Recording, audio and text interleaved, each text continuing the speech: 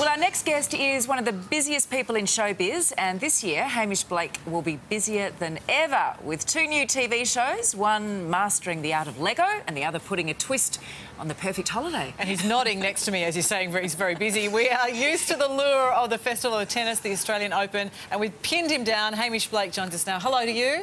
You're so busy that you're just going to have a little sip of water while you do. Just drinking all Tony's stuff.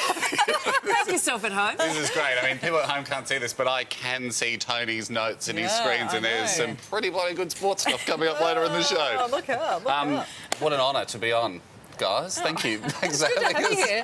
Well, we caught up with Andy earlier on in the show a couple of days ago, and he was dressed from head to toe in his tennis, calling himself Andre, getting in the kind of mood of the tennis. Are you a big tennis fan as well? Yeah, big time. I'm Andre's masseuse, so I'm dressed down a bit. I'm not very used to being on the cameras. You don't need the velour or the headband. No, but I certainly work those.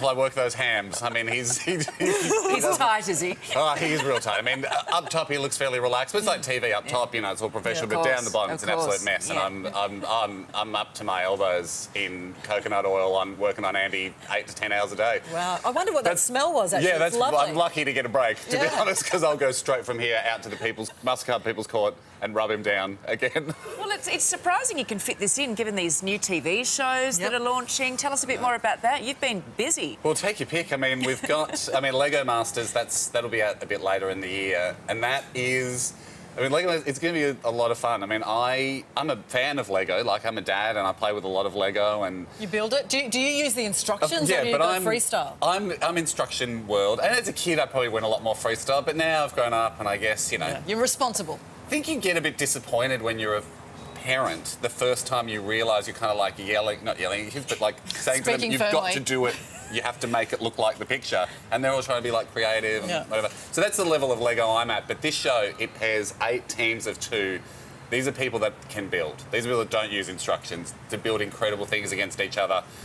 It's a brand new format that it's got a twist on it that no one else has ever done before, which as the weeks go on, as the episodes go on, people get eliminated. Oh.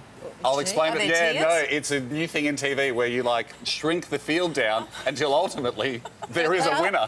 It's weird. You wouldn't understand it because no one else really does it in TV, but that's the way it goes. You shrink them down to their little miniature Lego figures themselves. Until they are just one little tonk of mini figure, either smiling or the sad one, and then you find out. No, but it's amazing. So the things that get built on the show are incredible. They're extremely funny, creative people. Like, we've got 2 blokes that work on an oil rig together but love building Lego, and they're one team. We've got a grandma and her grandson that build together. So people from all walks of life, really funny, really amazing takes on the challenges that they get thrown into. And there's obviously a room with 2.5 million pieces of Lego in it that makes them wig out. Even I, as just a regular level Lego person that appreciates Lego, you walk into this room and you feel like you're a 7-year-old kid and get going, where do I start? I'm like, this is, I can't believe this has become my job, to be in this room full of Lego. Because I get really funny with Lego when it's been built and it's followed the instructions and it's the masterpiece, and then like a bit of it comes off and then it goes into the consolidated revenue of Lego and it's just, you're doomed. It does go through a few phases at our house too. Like, a bit comes off and you repair it, and a bit comes off and you repair it, and then after about 3 weeks you're like... half the bits here and there. It's like when I had to come up and tell Tony, like, you're out, I'm going to take your seat. You have to tell that bit of Lego.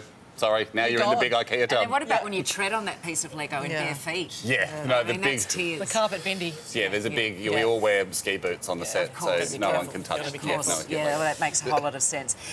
Now, what about this other show? Because this is, what, the perfect holiday theme? But it's in... inverted commas. Holiday. It's those bits that I think... explain. So this is Ando and I a little later in the year. We're going to take our perfect holiday. And I suppose that I think these bits, these are the bits... I love it. These are the bits that mean...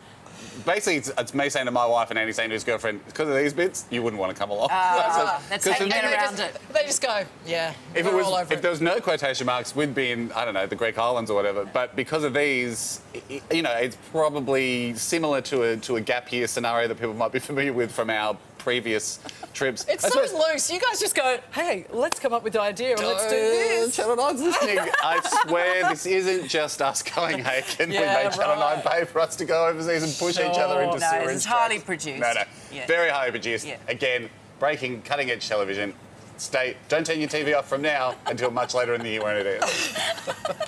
We'll keep these happening because we love okay, it. great. Well, thank you. Well, we're super excited that Channel 9's going to let us go and have another holiday together where we almost kill each other. And up the challenge factor with each of you. That's the only worry, because I know now, I see Andy, I mean, he's probably just sending a text message, you know, to his mum or something, but I'm like, what's he looking at? He's finding something, he's working on something, he's going to make me eat. Because you're competitive, aren't you? You guys really a little competitive, and we do like to make each other do weird things on trips. Yes. And I worry what he's looking at on that phone.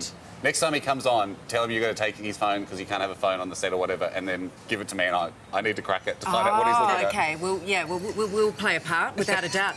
Hey, have you been to much of the tennis? The vibe in Melbourne? All good? We have been overseas, actually. We've been on a little family holiday, so we only got back a few days ago. Okay. But the good thing about the Australian Open is it's an international sport, and so we have kept across it. Great to see Sam Stosur win last night in the doubles. Really good. It's awesome. We can't wait. Like it's shaping up to be a great end. As long as Australia doesn't just melt today and tomorrow. The heat. Yeah, tomorrow is going to be particularly hot. That's for sure. It does seem. I mean, I always wonder, like, for the international players, they must just think Australia is the hottest country on earth. For the people that only come for the Australian Open, it's always like, oh yeah, 75 degrees. Yeah, that's Melbourne. Yeah, that's Melbourne. Yeah. Absolutely. We just paddle around on the roads in kayaks because the tar's always melting. That's Melbourne. Yeah. Not a problem. We really do need to tell them, oh, if you're here in July, like, it rains. It's cold. It's cool. You do need a jacket at some point along the way. Well, it's always good to see you, and we look forward to seeing all of your TV adventures. I cannot believe that I'm so thrilled to be here.